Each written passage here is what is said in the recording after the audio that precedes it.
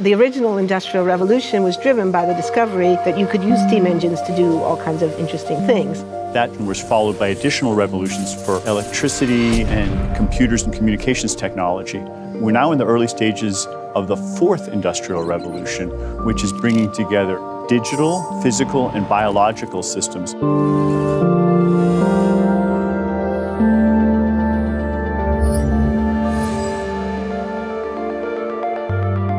One of the features of this fourth industrial revolution is that it doesn't change what we are doing, but it changes us.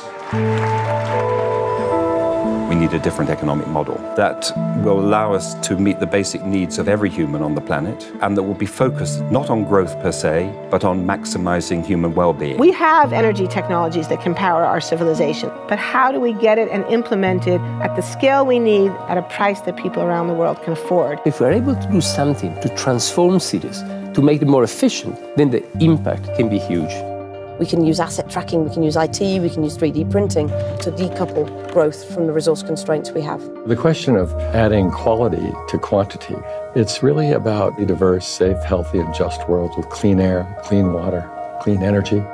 Together we are fighting to preserve our fragile climate from irreversible damage and devastation of unthinkable proportions. The prediction of 5 million jobs lost by 2020 to technology is serious, but the main question is, how will we define work? How will we share the wealth? How can you have a doctor that really knows a lot about data? How can you have a biologist that knows about medicine? We have to create a space that enables people to think freely, to think divergent thoughts, to think creative thoughts. We really need a new education or new training. We're working with A World in Motion and First Robotics, trying to encourage students from 3rd grade all the way up through the end of high school to pursue science, math, and different technologies. It's this ability of digital technology to change outcomes, to truly empower people that can create a more equitable growth. Fourth Industrial Revolution has the potential to make inequalities visible and to make them less acceptable in the future. I was the first person in the world to be able to voluntarily move my legs while stepping in a robot. The cure will be possible if enough of the right people have the will to make it happen. We're seeing this incredibly exciting convergence of genome editing, DNA sequencing.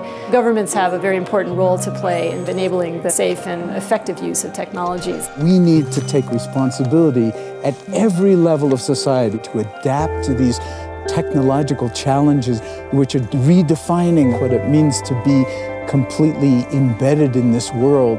Even though we have everyday problems we have to solve, we have to find a way to lay the foundations for the innovations of tomorrow.